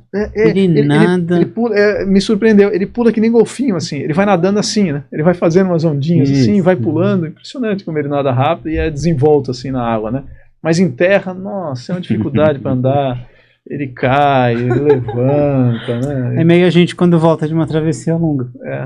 Bem assim. Volta do mar para a terra, né? Fica meio desencontrado. Sobe no gelo, tem alguns icebergs que eles vêm, ele pula, e aí ele às vezes não consegue se fixar, ele escorrega, cai na água de novo, aí ele tenta pular de novo, e assim ele vai para tentativa e erro. É um bichinho atrapalhado, mas ele não desiste. Ele insiste até que ele consegue. E aí a gente aprendeu que tem diferentes espécies, né? Não sabia, de Magalhães. Lá tinha os Gentoo, tinha o Gentoo, tinha o Adélie. Um tem uma parte branca, outro não tem, um bico preto, outro é o bico mais alaranjado, né? Depois a gente foi conhecer o pinguim-rei, não na Antártica, lá nas Malvinas, já no final. Que é bonitão, ele é maior, né? Você falou Malvinas, mas você me mostrou a prova de que é Falklands. Vamos arrumar num polêmico, que o assunto é polêmico. E eu não imaginava que era tão polêmico esse assunto. Cara, quando a gente estava na Argentina, dizendo que ia para a Antártica, eles perguntam, todo lugar, eles perguntam para onde você vai, né? Eles ficam marcando o território. Você está navegando, eles chamam no rádio, né? Endurance, quantos tripulantes, da onde vem, para onde vai. E quando a gente saía de um porto lá, ia dar a saída, eles perguntavam para onde você estava indo e perguntavam se ia para as Malvinas. Não bastava dizer vai para a Antártica. E falavam Vocês Malvinas. vão passar pelas Malvinas? Vão passar pelas Malvinas. E, inclusive, exigiam que assinasse um documento dizendo que você não ia para as Malvinas. Né? Como a ideia era a gente sair da Antártica direto para as Malvinas, a gente não passaria por águas argentinas, então não teria problema, né? Só que a gente foi depois pelos canais, passamos pelo Estreito de Magalhães e passa por um trecho de águas argentinas. E aí as autoridades argentinas exigiram essa autorização, que eles entendem que tem que emitir um documento para você ir para outro país que não é o deles. Território que atualmente é inglês. Né? A justiça disso a gente não vai discutir, mas quem está lá... Se eles entendem que é um direito deles, a gente, tudo bem. Bom, a gente resolveu, fizemos os trâmites lá e obtivemos a autorização, ou exatamente a autorização. Eles dizem que não tem nada a se opor para a nossa ida lá, porque a gente passou um trechinho pequeno, que é muito louco ali. O Estreito de Magalhães é chileno, as margens são chilenas. A hora que você vai sair para o mar aberto, tem um trechinho de águas argentinas, 12 milhas ali que a gente passou. E é o suficiente para eles exigirem que você, para ir para as Malvinas, passando por águas argentinas, precise de uma autorização deles, né? E aí a sua viagem termina nas Malvinas. Mas vocês fizeram os canais? Fizemos canais. Surpreendente a beleza desses canais. Aquelas geleiras chegando na água. Porque lá na Antártica é tudo gelo chegando na água, né? Lá não, você tem as montanhas, tem um pouco mais de verde, de vegetação, e de repente ali do nada parece um rio, né? Elas vêm assim fazendo... Parece que está escoando, e está de fato, só que num tempo que a gente não percebe, né? Mas ela está escorrendo e chega na água. E aí aqueles pedaços que se desprendem, que parecem trovões que a gente está ouvindo, e uma paisagem deslumbrante. Nesse Cenopia, né? Que a gente foi, tinha uma que era a geleira Romanche. Espetacular. A gente desceu, caminhou um pouco, E tinha uma geleira de frente, que você vê logo de cara, mas quando você caminha, você vê uma outra geleira no fundo. E nessa geleira do fundo, a gente via 2 túneis, e assim, uma forma perfeita geométrica, parecia que tinha sido desenhado. Sabe os túneis, a entrada de túnel da serra? Uhum. Perfeito, cara. 2 assim. Impressionante, Que impressionante. legal. Assim, uma coisa muito diferente que a gente tinha visto. Aliás, nessa expedição foi, eu acho que a fase da minha vida que eu mais me enganei. Quando eu tinha um dia desse espetacular, tipo ali no vulcão, lá em Deception, nossa, isso aqui foi o máximo da expedição, né? Daqui pra frente vou me acostumar, não vai ter nada surpreendente. E vem outra coisa. Aí vem, né? Aí vem no dia seguinte outra coisa. Puta, Problema então, bom? Não é? Não é? Bom. Me enganei várias vezes. Que bom, Que maneira né? ótima de se enganar, Pois né? é. Que bom se enganar assim. E essa geleira foi um outro momento ali. Que Tá. foi um dos poucos lugares que eu falei, eu tenho vontade de voltar um dia de novo aqui. Eu não explorei tanto quanto eu gostaria nesse lugar aqui.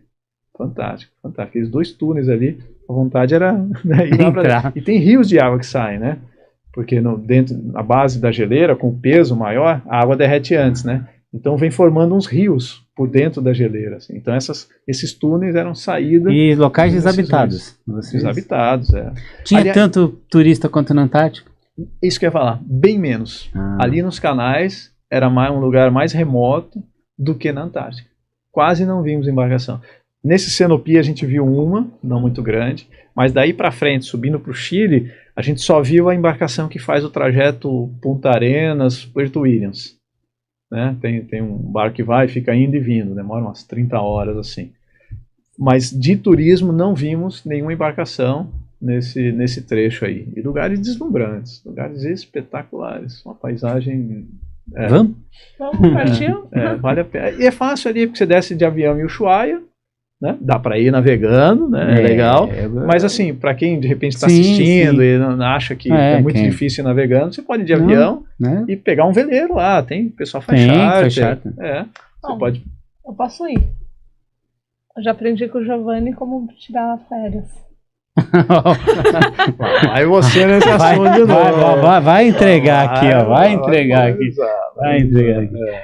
E aí, nas Malvinas, que você viu lá o bicho... O pinguim rei. Não, o outro, que você disse que parece que é o elefante marinho. Elefante marinho? Elefante marinho. Parece que era uma montanha de banho. Gigante. Que é, né? Gigante, E uma montanha de banho, impressionante. Ele andando parece uma minhoca gigantesca, cara.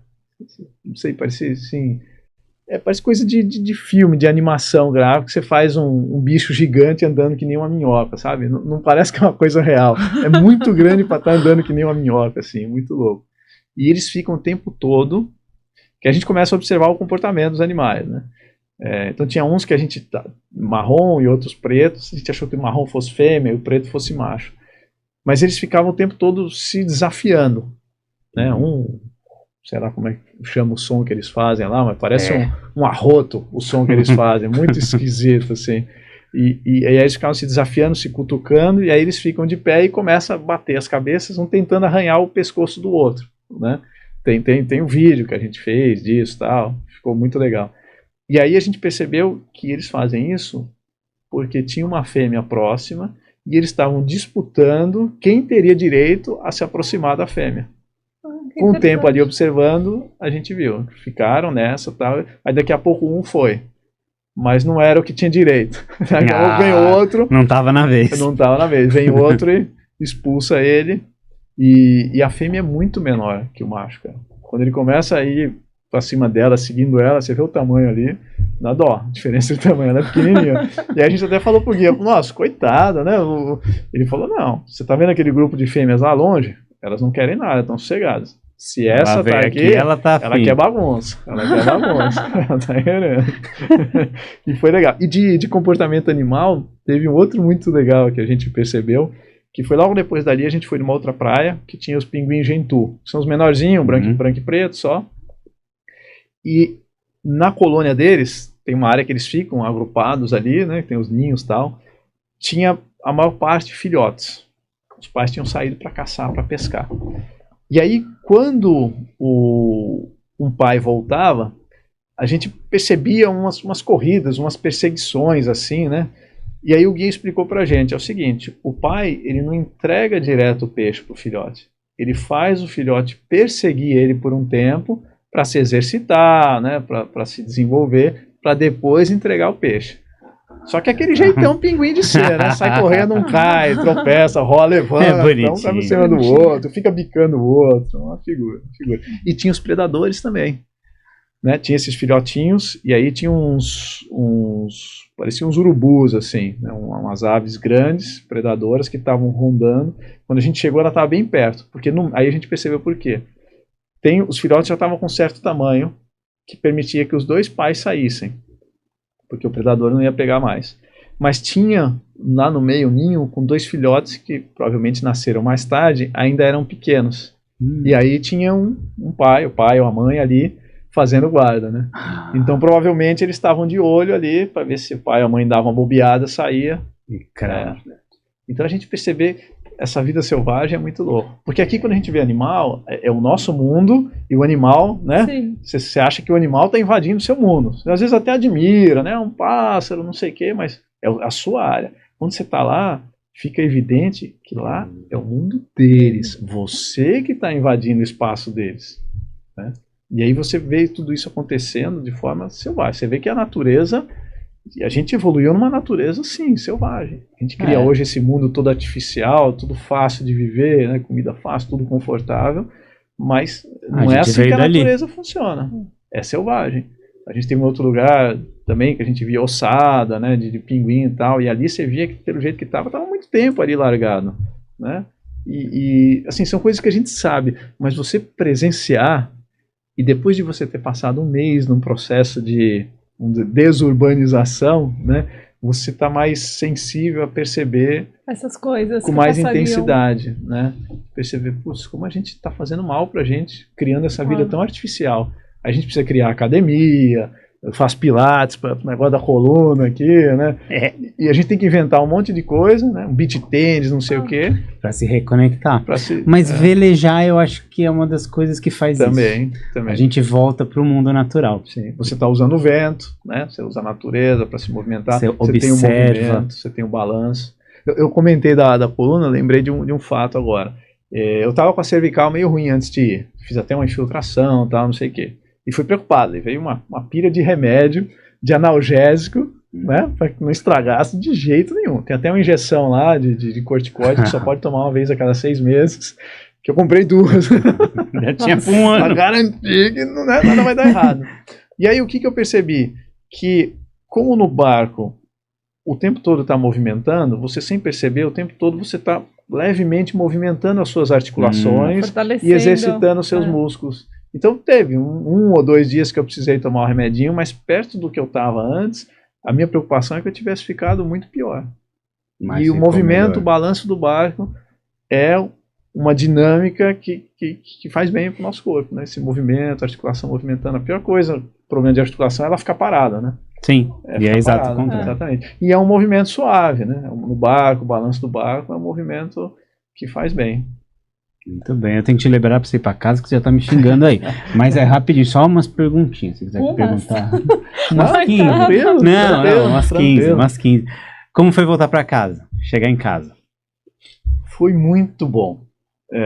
Diria que foi lindo. Porque eu acho que você nunca ficou tanto tempo longe. Não. Minha filha tem 12 anos, desde que ela nasceu, nunca tinha ficado, né? Minha filha... Ela é bastante próxima de mim, a gente interage bastante, todos os dias a gente fica junto um bom tempo, conversa, joga Uno, joga Stop, né? E durante a expedição ela me ligava todo dia, 2 vezes por dia, a gente tinha internet e Starlink, tinha uma certa limitação, mas as chamadas de áudio no WhatsApp não gastavam muito. Mas um dia ela estava com tanta saudade, eu senti isso, que eu resolvi fazer alguma coisa que ela estava acostumada a fazer no dia a dia comigo, que ia tornar a nossa relação mais próxima, ia confortar um pouco mais ela. Foi jogar Uno no vídeo. Que legal. Que legal. Aí tava jogando. Só que aí, num certo momento, eu me dei conta que, como ela vê do outro lado a minha imagem, ela tava vendo as minhas caras. E ela, para não querer atrapalhar, tava fazendo de conta que não tava vendo, né? Mas rolou, foi um momento gostoso, legal. A gente jogou o Uno assim, a milhares de quilômetros de distância, com a tecnologia você teve um choque, porque você chegou 2 dias depois você estava trabalhando na mesa. Foi, não, em menos de 24 horas, no dia seguinte. Ah, meu Deus. Não deu tempo nem de fazer a barba. Cheguei barbudão, tava, né? Naqueles 2 meses, Sim. não fiz barba, eu tava barbudão. Então no primeiro dia cheguei barbudão mesmo. O pessoal, chegou o Robson, o Cruzoé. Ou o Náufrago, né? Lá do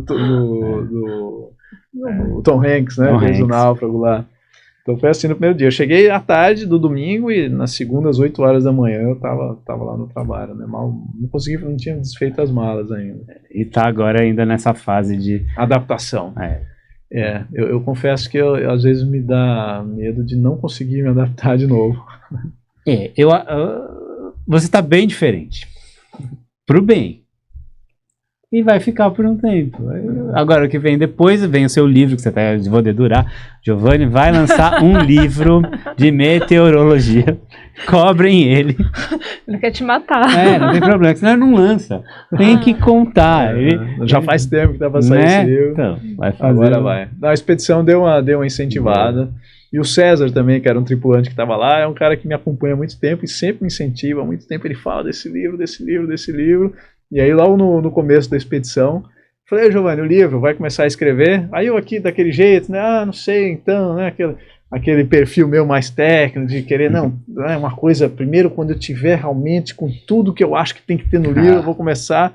Aí ele falou, vou fazer o seguinte, Giovanni, vou mandar aqui nos grupos, perguntando o que as pessoas iam gostar de ver no seu livro. Mas ele já escrevia nos grupos, dizendo que eu já estava escrevendo o livro. Mas está mesmo. O Giovanni está escrevendo um livro. Aliás, está quase terminado. Agora tá mesmo. Agora tá bem encaminhado. Créditos aí pro prêmio. E aí a gente aproveitou esses pedidos, né, essas sugestões do pessoal, os mais pedidos. E essa é uma característica que eu quero no livro. Eu quero fazer uma coisa enxuta, curta, prática, objetiva, com o jeitão do #cell, aquele jeitão simples, aquela linguagem mais direta para todo mundo entender, com ilustrações, com fotos, né? E só aquelas coisas que são mais usadas quando a gente está navegando, aqueles conceitos que são mais úteis. Alguns, vou dar até um pouco disso, vou aproveitar. Eu estou dividindo assim, tem algumas coisas que a gente enxerga, tipo a nuvem rolo, né? Você enxerga, você está vendo. Mas tem coisas na atmosfera que você não enxerga, né? Que são coisas de escala maior. Então, a nuvem rolo, a tempestade que você está vendo, inclusive eu vejo confusão. Tem gente que chama aquilo, a frente fria está chegando. A frente fria, ela tem milhares de quilômetros, você não enxerga ela inteira. Aquilo é uma tempestade dentro da linha frontal. Então, pode até ser a linha da frente fria, mas ela em si não é uma tempestade. Então, a frente fria é uma das coisas que você não enxerga, é uma das coisas invisíveis, mas que é importante você entender aonde ela está, até para você entender a dinâmica dessa tempestade. Ela vai vir, vai passar, depois vai mudar, vai melhorar o tempo, vai esfriar, vai virar o vento, que está aqui agora. Então a gente tem que aprender a ler o visível e entender o que está por trás, o invisível também. Então, só para dar um spoilerzinho da pegada do livro. Assim. Não, eu já quero o meu. Você quer o seu? Quero, opa. A gente tem o nosso, cada um tem o seu, autografado. Mas aí você vem aqui lançar. Legal. E para terminar, essa roupa bonita aí. A roupa, tá? Você não, a roupa. Legal. Não, mas a foto tá bem legal. A foto tá legal. Quem tirou essa foto? Quem tirou essa foto, eu acho. Tá no seu Instagram, eu peguei de lá. Eu acho que foi o César. Muito mas boa a me foto. Perdoe se o autor, eu me enganei e errei o autor, né? Porque a gente tava ali, às vezes você tava num olhar, alguém percebia e tirava uma foto sua, né? Mas foi legal, foi um momento, a gente tava lá nos canais chilenos, não é na Antártica essa, é ali no Cenopia. E essa roupa aí chegou assim de última hora. Eu já tinha comprado algumas roupas de marcas mais conhecidas para fazer esse tipo de expedição. E aí, pouco tempo antes de viajar, saiu uma matéria no G1 em que eu estava vestindo uma blusa dessa marca, da Kailash. E eu tenho uma amiga em Lorena, muito amiga, muito próxima, que é prima de um dos donos da Kailash. E eu brinquei com ela, né, uma semana antes de partir para a expedição. Falei, olha lá, seu primo podia me patrocinar aí, né? E ela levou a sério aquele negócio. Mandou pro primo dela. E bom, resumindo a história, criaram um grupo no WhatsApp, tal, conversando, batendo papo. Se você precisar. E aí ele me mandou várias roupas. Né? Que legal. Eu não conhecia muito bem essas roupas e me surpreenderam muito, porque eu estava usando aí, tinha usado na Antártica, funcionaram muito bem. Essa fleece que está embaixo, que inclusive tem dupla face, o anorak, para todos os momentos de chuva serviu. Isso foi uma diferença que eu percebi lá. A chuva é bem diferente daqui. Lá os processos na atmosfera, isso é uma coisa legal, eles acontecem muito mais na horizontal. Aqui acontece muita coisa vertical. As chuvas de verão são tudo vertical, né? O ar quente sobe, dá chuvarada e desce. E essa chuva é muito mais grossa, gotas pesadas, né? Chove 100, 200 milímetros. Lá para chover 100, 200 milímetros, eu não sei, eu acho que nunca choveu isso num dia. Tá acabando. Como aquele evento de São Sebastião no Carnaval no passado, foram 800 milímetros, né? Em 9 horas. Não foi nem 24 horas, né? Isso nunca numa latitude daquela você vai ter. Então a chuva em gotas menores, esse tipo de roupa aí é suficiente. Subir lá no Cerro Martial, as piores condições de frio, de vento e neve, não foi nem na Antártica, foi lá em Ushuaia. E essa roupa serviu perfeitamente. Aquela EcoRed ali também me ajudava bastante. Ela serve para você pôr no pescoço, e aí você levanta aqui, né? Tem o puff que eles chamam, tá? Então você pode usar de diferentes maneiras. Foi uma roupa que funcionou muito bem, me surpreendeu bastante. Foi uma surpresa bem legal que eu tive nessa expedição. E foi outro aprendizado, né? Me vestir no frio, né? Mas faz parte. É um conjunto. Se vestir, se alimentar, dormir nos turnos da navegação, porque... Os turnos. Eram 3 por dia. Você falou que estava acabando, mas acho que tem espaço para falar dos turnos? Tem, mas é uma curiosidade que as pessoas têm, né? Como é que vocês faziam? Era só o capitão que navegava, todo mundo? Como é que era? Então a gente tinha turnos de duplas, né? Éramos 9, mas o Gabriel, como ele estava responsável pela parte de alimentação, então ele não entrou na escala de turnos. Então, 8, 2 a 2, a gente tinha 3 turnos de 2 horas por dia. Em 2 pessoas, 2 horas, era tranquilo, né? Então fluiu bem. Aí na segunda pernada a gente trocou um pouco as duplas, né? Para ter interação com outros tripulantes. E depois teve uma segunda troca também de duplas para a gente fazer os turnos lá. E funcionou muito bem. Tá. Tinha 6 horas de descanso. Não. Teve algum momento que teve que ficar todo mundo fora manobra, tacação, assim, mas em navegação todo mundo vem para cá? All hand? Ou... não, era só os momentos em que acontecia alguma coisa interessante. Tá. O Kodja, o Guilherme Kodja e o Valdemar estavam responsáveis pela captação de imagens, né, vídeos, fotos, porque a gente vai fazer um documentário. Outra coisa legal também da gente comentar, né, que vai sair sobre a expedição, deve ficar bem, as imagens são espetaculares, né, tem de drone e tal, e as histórias. Bom, então em vários momentos aparecia alguma coisa, e aí chamavam o Kodja, né, Kodja, olha lá uma baleia, vai lá uma baleia, olha um pássaro, olha um albatroz, olha não sei o que. Então o cara quase não tinha sossego, né? Quando ele estava no intervalo do turno dele, queria descansar, olha lá a baleia, olha lá não sei o que, olha lá não sei o que. Então ficou essa brincadeira assim, do nada a gente, olha lá Kodja, olha lá a baleia, olha lá a baleia. Ele não tinha sossego, né? Com o tempo a gente conseguiu ir encaixando o ritmo e tal, e conseguiu registrar bastante coisa. Falando do documentário, essa pegada do documentário é bem diferente de outros documentários, né? Esse momento que eu estava com os elefantes marinhos, tem um vídeo que eu faço até que eu falando baixo, porque eles estão aqui do lado, né, para não assustar eles. Eu me sentia esses apresentadores de National Geographic, né, dentro de um documentário desse. Então, tem disso, a gente vai ver imagens espetaculares desses animais da natureza, mas tem bastante da dinâmica de um grupo bastante heterogêneo, né, de pessoas... normais, no sentido de que não são grandes exploradores, né? Tem um capitão mais experiente, tem o Gabi profissional, né? O Kodja também é navegador, mas assim, a gente não estava indo para fazer uma coisa que nunca ninguém fez, apesar de ser uns poucos veleiros, mas era um grupo de pessoas, né, que o Cícero reuniu, que já tinha estado na Antártica, que tinha vontade de estar novamente, de outra forma, né? Aproveitar o outdoor, então ele tinha isso, e reuniu um grupo de pessoas, o Cícero mesmo, economista, né? Não tem histórico nenhum de navegação, né? Foi o cara que coordenou todo o planejamento da expedição, o cara que começou a velejar 2 anos antes da gente fazer a expedição, não tinha tradição nenhuma. Então pessoas normais que planejaram uma expedição para a Antártica, e aí a experiência de viver essa expedição do dia a dia, os perrengues, né? Como comia, como é que decidia as coisas, os turnos, né? Então tudo isso vai ser mostrado, esse dia a dia, essa dinâmica de trabalho dentro do veleiro lá do Endurance durante a expedição. Esses lugares em 4K, 5K, deve ficar uma coisa linda. Fica linda, cara. Essas imagens com drone, né? Fica espetacular. E foram vários os perrengues para contar, né? A gente contou um ou outro só aqui, mas tem vários. Eu vou deixar a história para outros momentos, para outros tripulantes.